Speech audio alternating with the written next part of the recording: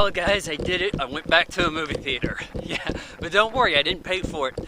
Folks took me to go see Spectre, the latest Daniel Craig movie. So here's how it starts off. It's Day of the Dead in Mexico, and I should have gotten the warning signs right at the start, because they did the gun barrel finally, but they did it wrong. Why'd they do it wrong? Here's what happens.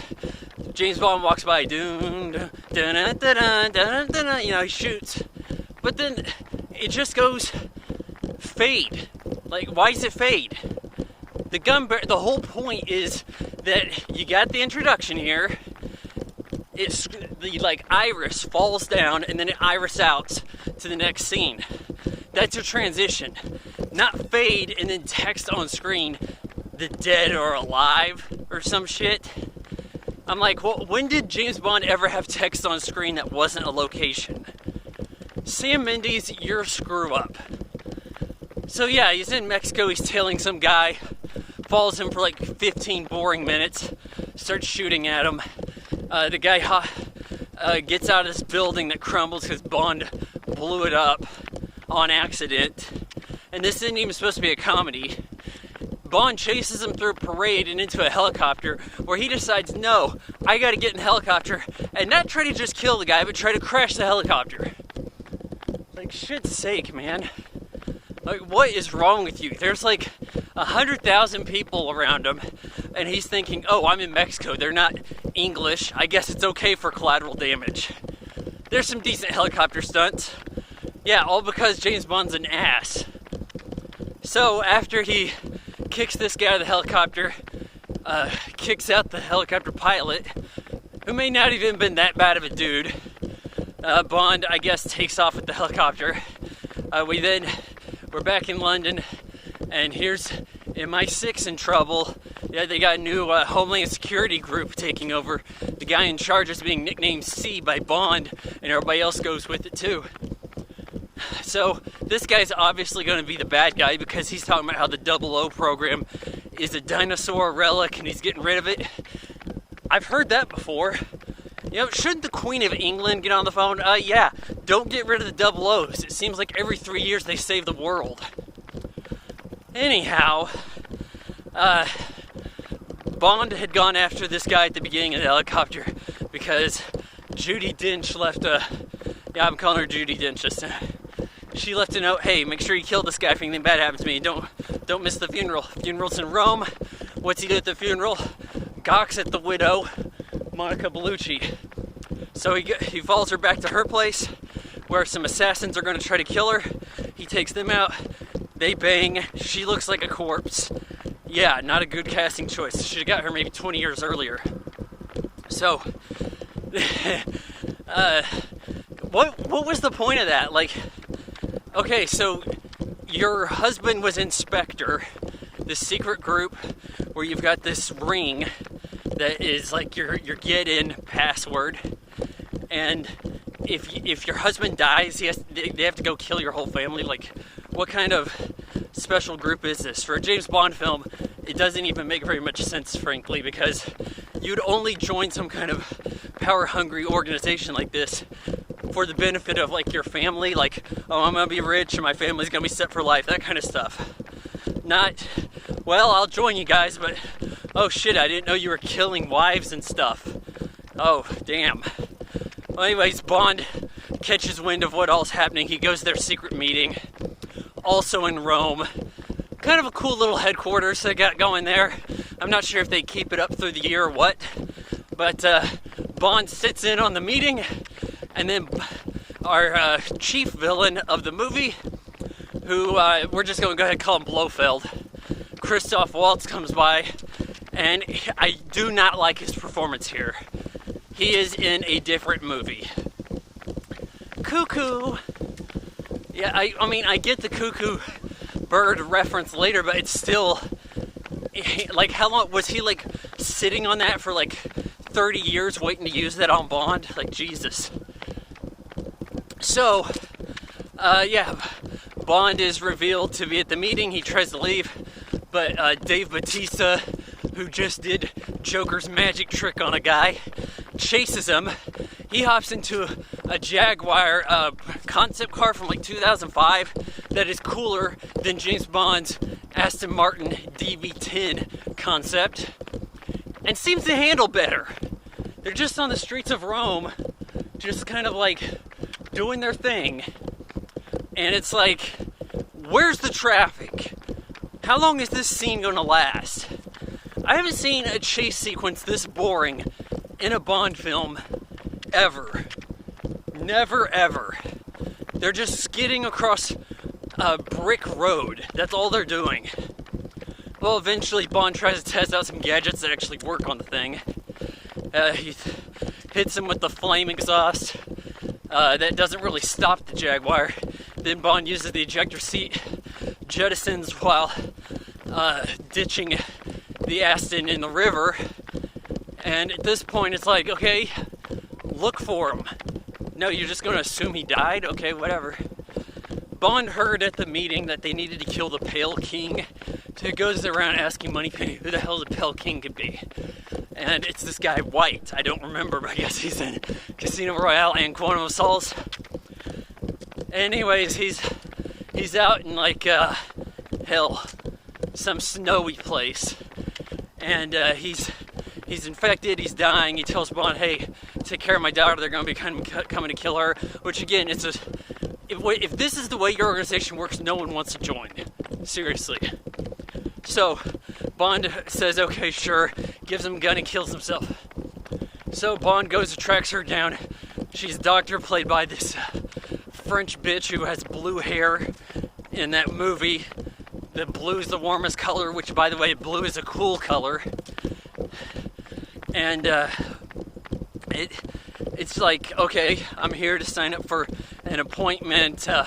Check me in for this rehab facility in the middle of nowhere that's like hyper expensive and impractical to build. Yeah, sure, I'll sign up for that, he says. And then we've got, let's see, what happens next? Yeah, Q shows up. He's like, yeah, I'm here checking in on you. You know, we had this tracking device in you that doesn't make too much sense, but, buying you a little bit of time here. And yeah, it turns out you're right about everything.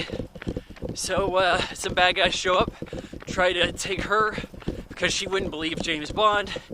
And then he has to go after them. This is one of the better parts of the movie. Bond gets into like a little plane and chases them in their Range Rovers. They've got like I think a Land Rover. No, maybe it's a Land Rover Discovery or something like. But they also have Defenders. And so he chases them. And it's not bad looking. I think there's a bit of CGI in it here and there, but this is one of the more exciting parts of the film. Chases him down. There's a crash at the end, and he comes across the SUV where the girl's at, and Dave Bautista should be in there, but he's not. And it's like, well, I guess I'm not going to look for him and finish him off. He'll be chasing me throughout the movie. She's then with Bond. They go to this place where her parents would have their honeymoon and occasionally meet back at, and that's where he has his secret lab with all the Spectre stuff. Bond has this ring analyzed that ridiculously has the DNA of like everybody he's encountered on it. Like, what, does the ring get passed on as you kill the people? What's it doing with everybody's DNA in it? What the hell? You want to explain this shit? No? So he's like, yeah, Quantum is Spectre. We just had a shitty time naming it Quantum in the first place. I hate that. It's like the same kind of crap happens in Metal Gear Solid. Like, what was it? The Sons of Liberty. Then we're going to change that word around. At the end of one of them, it's just like, yeah, we changed the name of it. Trying to make up continuity here. So, yeah, they head off on this train to go to the Spectre headquarters, I suppose, which is a crater. But while they're on the train, which has almost nobody on it, they get in a fight with our villain of the day. Dave Bautista shows up, and they're having a pretty good fight in this train car. And, the chick, she tries to prove that she's not completely useless, but at the same time, she's very one-dimensional, and I was hoping she would die. But I guess she's been trained by her dad to be a killer also, so she relates to James Bond. That's cool, even though there's significant age difference. What are we looking at, more than 15 years? So, Bond ends up hooking some draft barrels onto this guy. Dave Bautista says, cute, I think, and then he gets killed. He gets pulled out of the train car as Bond had tossed these barrels off the side. Well, as day comes, they get to their destination and they have a Rolls Royce come pick them up. And Bond and the chick head to the HQ, which has a sprinkler system, I guess to show off. Hey, grass. And we meet Blofeld here, it's the reveal's kind of negated because we saw him earlier in the movie, but oh well, what do I know? They don't pay me to write movies. At this point, we have our old school classic Bond. I'm going to tell you my plan. Yeah, we've infiltrated MI6.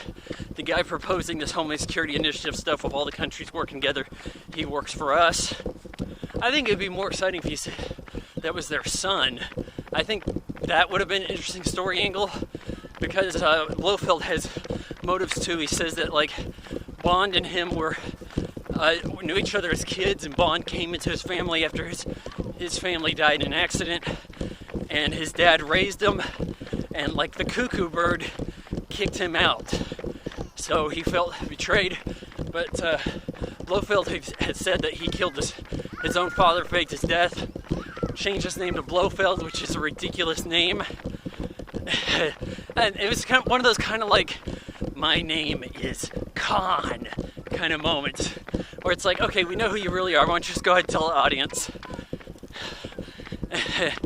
Yeah, Bond is being tortured, but he uses this watch that has an explosive in it, and he gets out of the chair after hitting the explosive off. Doesn't entirely make sense. Why? Because suppose you blow up the guy torturing you or whatever, why does the chair open up? Anyways, I'm about to hit the 15-minute mark here on YouTube's crappy restriction because they didn't like my commentaries. They want to try to hurry this up. They head off. Headquarters gets blown up. He talks to M, says, hey, the new guy in charge who's shutting down the double O's, he's the bad guy. He plays along with his game, but sets him up. M actually kind of inadvertently kills off C. And Bond has Blofeld at the very end on the bridge. He's about to put a bullet in his head, and he decides not to. He decides to arrest him. This James Bond doesn't ask anybody questions. He's just an assassin. They use the word assassin throughout the movie, and that describes Craig perfectly. This was fairly bland and boring. I can't even remember the title song, or the sequence for that matter. It may just have slightly less stupidity in it than Skyfall, but it's not any better. Now, I give Spectre 2 out of 4 stars.